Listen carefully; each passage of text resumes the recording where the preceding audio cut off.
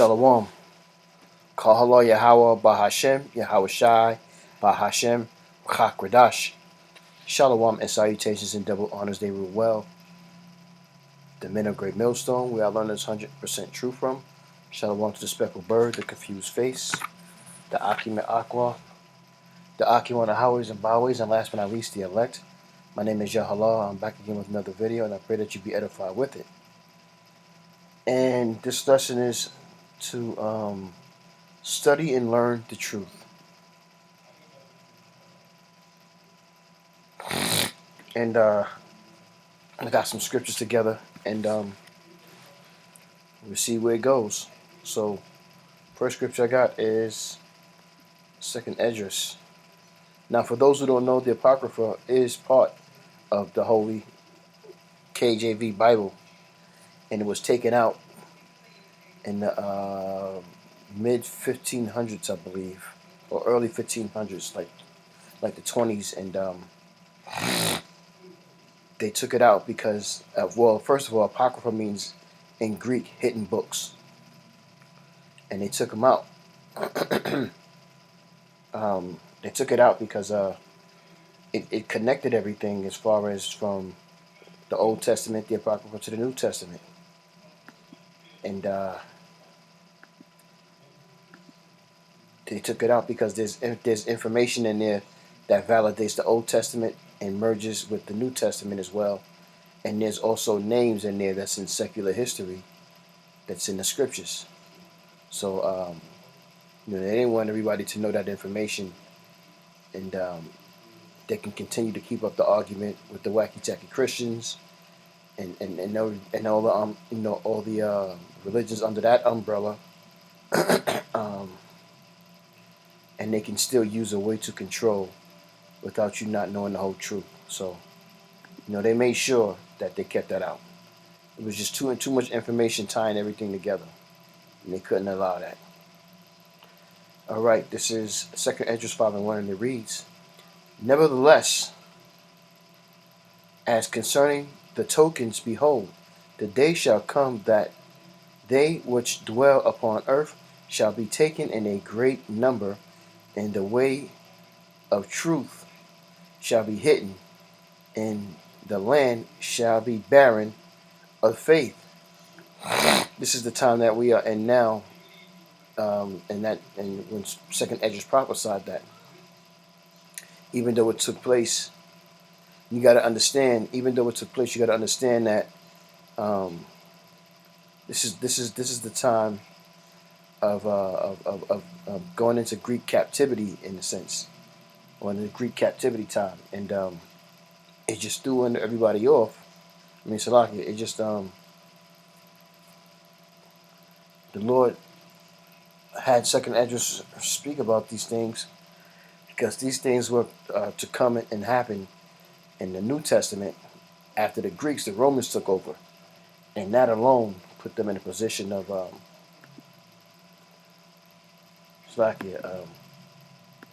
of confusion, and that's what they wanted you to stay confused about what the scriptures meant.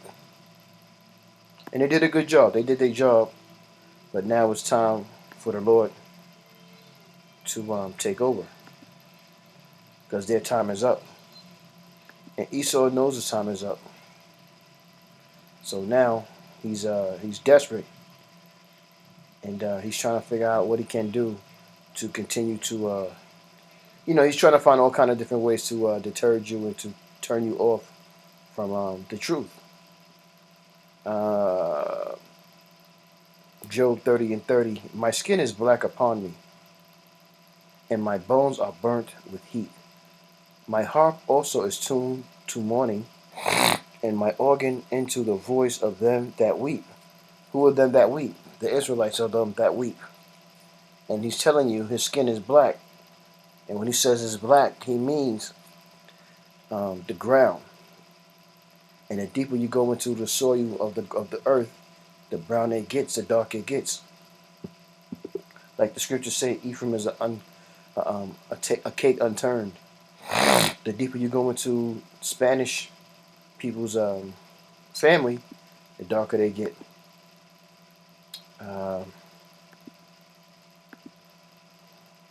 Ecclesiastes 12:12, and it reads, "And further by these, my son, be admonished, of making many books there is no end, and much study is a weariness of the flesh. Let us hear the conclusion of the whole matter. Fear the Most High and keep His commandments, for this is the whole duty of man." So, do you understand? The whole duty of man is to fear Yahweh Hashem Yahweh Shai, and to judge properly in righteousness. And this is only for the Israelite man. This is not for every man. Only for the Israelite man. For the Most High shall bring every work into judgment with ever shalakia, with ever secret thing, which it be good or whether it be evil. So the Lord is going to figure you out, because He made you.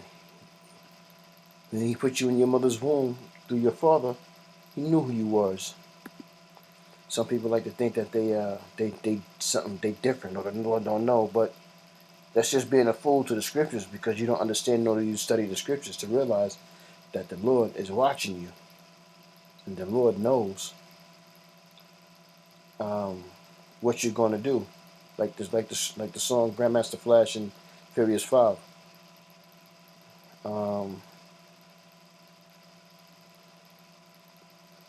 What I got?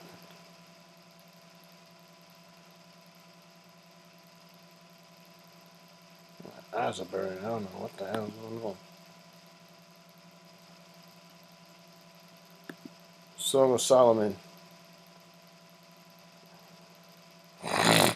Song of Solomon 1 and 5, and it reads, "I am black but comely, O ye daughters of Jerusalem, as the tents of Kedar." Kedar means dark skin. "As the curtains of Solomon."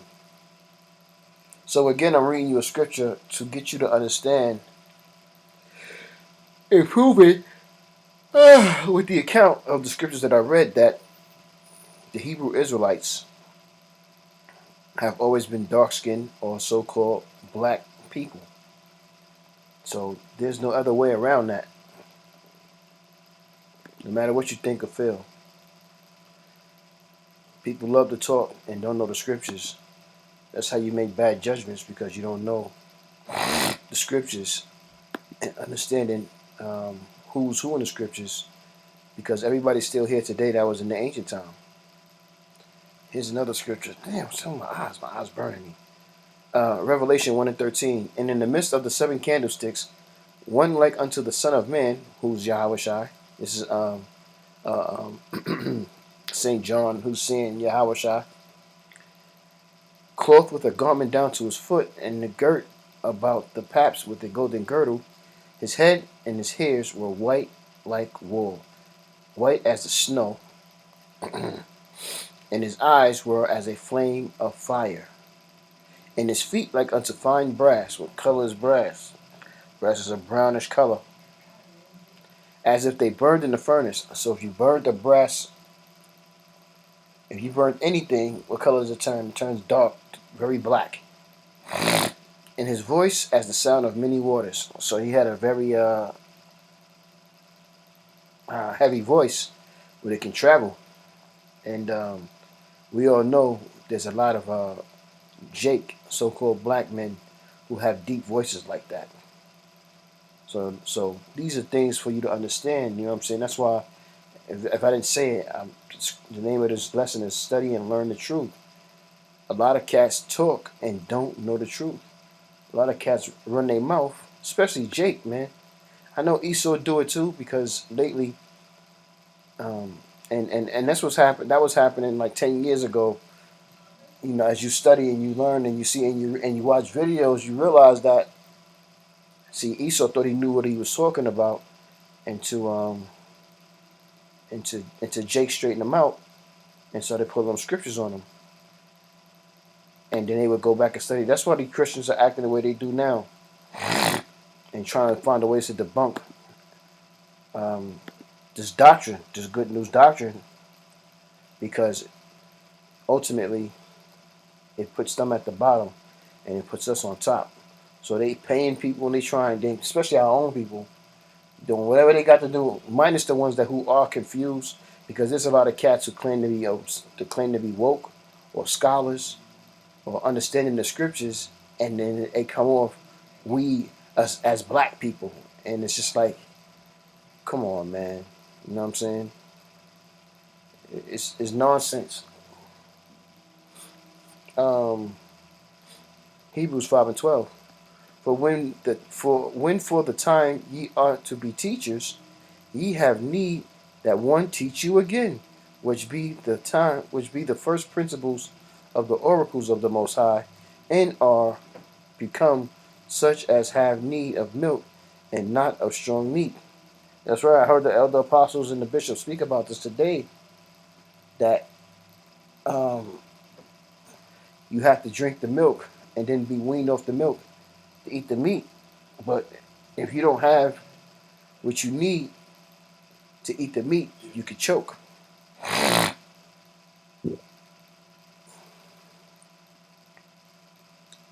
Um, Amos.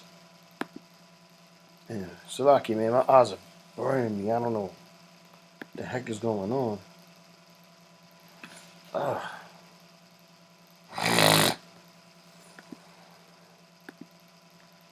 Amos 8:11. God damn it.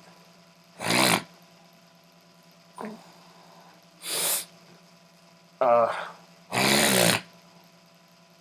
Amos 8:11. Behold, the days come, saith Yahweh thy power, that I will send a famine in the land, not a famine of bread, nor of thirst for water, but of hearing the words of Yahweh. And when you hear that and you read that, and the prophets go out and prophesy that, and they understand that scripture, they realize that in Esau's kingdom, he's going to stop us from being on the YouTube and on these other platforms and speaking this truth. He's going to make it a crime to go out, or he's going to make it a crime to go online and to speak the truth. That's how you know we are God's people. And here's a scripture I like to use a lot. Oh my goodness. One of the first scriptures I did learn. I haven't been bringing it out as often, but this is to claim our stake as who we are, man. This is why it's important to study and learn the truth the right way.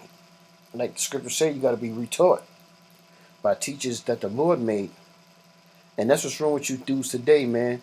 You're out here and you learned a lot of things that you've learned. You learned from the elder apostles of Great Millstone or from the One Westers. And you don't respect who you came up under. And you get a couple scriptures in mind, or you get a couple scriptures that you memorized, and a little bit of studying you've done, and now you are very proud about who you are and your position you play. Uh, Deuteronomy 7:6.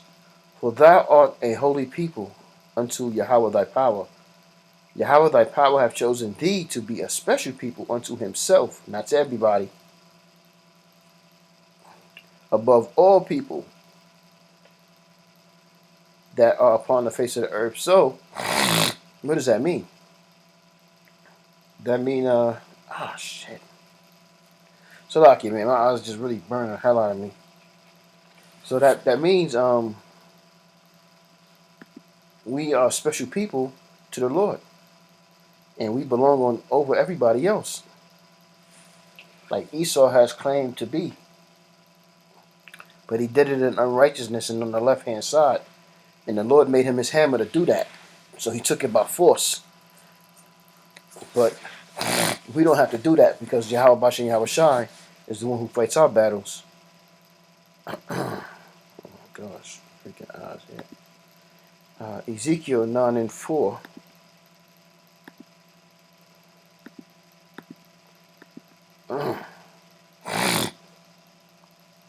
Sorry.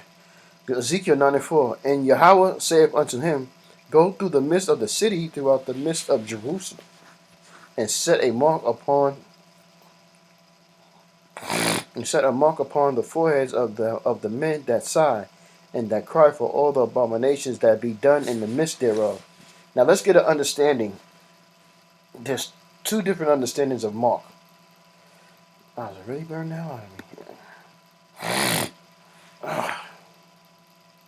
So let's get the understanding of Mark. Shucks.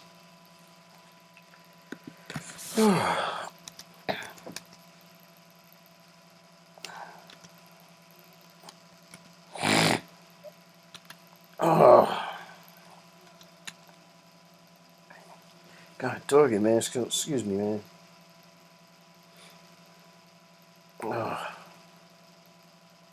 Let's get the understanding of this of Mark, because there's two types of understandings of Mark. Okay. Strong's H8420. Tav. Tav, not charagma. Charagma, which is in Revelations 13-16. This Mark is different. Now let's get a better understanding of what this Mark means.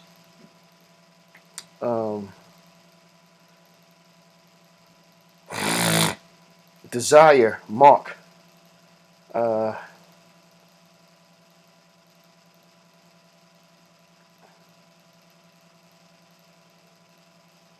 It's an implication. It's a signature. Oh my gosh, it's driving me nuts. So it's different from charagma. Charagma. It's pronounced tav, and it's a sign of exemptment for judgment. So that's what that sounds. So you got two different types of marks. You got a mark that's designed to exempt judgment, and then you got another mark that's designed to have judgment done. Ain't that something? And this is how the men of Great Millstone teaches you. When you learn the scriptures, the way they teach it, like I just read, and what was that? Ezekiel? No, Amos, I believe. When you learn that, then it puts you in a better position of being enlightened to know the work versus you being in the dark and not knowing anything and thinking you know everything. And that's what's going on with a lot of these cats today. They're real proud and pumped up as if the Lord was dealing with them directly. Um, Lamentations 3:22. And it reads right here, hope of relief in the Most High's mercy. So that's what we want. We got hope and belief and faith in developing faith for the Most High's mercy. And it reads, it is of Yahweh's mercies that we are not consumed, because his compassions fail not. The Lord compassion fails not, and he lies not. The Lord loves us. And what do you do when you love someone? You chastise them, you rebuke them, you reprove them to set them straight when they're going off. And our people just don't get that. For whatever reason, they just don't understand that. But you can be ignorant and arrogant all you want, because the time is coming when Yahweh Bashan and Yahweh Shah is going to visit the earth which he had made, roughly paraphrasing, and he's going to wreak havoc on this place. And if you ain't on the right side with Yahweh Bashan and Yahweh Shah, that's going to be your ass, man. Deuteronomy 32:21. They have moved me to jealousy. This is what you didn't want, but now you got it. With that which is not God, they have provoked me to anger with their vanity. And I will move them to jealousy with those which are not a people. I will provoke them to anger with a foolish nation. So he's going to send somebody to to put us in slavery, just like it said in chapter 28 of Deuteronomy. Um, let's get with vanity zeal. Again, we're here to learn. At the same time, we teach and we study. Just as well as I'm teaching, I'm also learning. Strong's H 1892. Hevel. Hevel. Hevel. Hebel is vanity. And what does that mean? It means breath. Salakia. Breath. Um, so when we read it, excuse me. So when we read it, it's saying, they have moved me to jealousy, that which is not of the Most High. They have provoked me to anger with their breath. That means they speak. See, you see how when you start to break the scriptures down and you speak up and you know the real words, then you get a better understanding of the scriptures. Elder Apostle Tahar always say that. But because of what we were saying, it moved the Most High unto jealousy. It moved the Most High to anger. So pay attention to what you reading, man. And if you're gonna study Hebrew. You're gonna study Greek, and you're gonna study Spanish, man. It's very important to understand that. You know what I'm saying? So I'm not gonna keep going too long and you know run its course. But I will rock this how you edified. I'm gonna say Kohalo Yahweh Bahashim Yahweh Shai Bahashim Rikak Radash. Shalom and salutations again to the men of Great Millstone. The Akim and Aqua will also subscribe. The speckled bird, confused face. The Akim on Howard is doing his work, and last but not least, the elect. My name is Yahalal, and I pray that you was edified. Until next time, I say Shalom.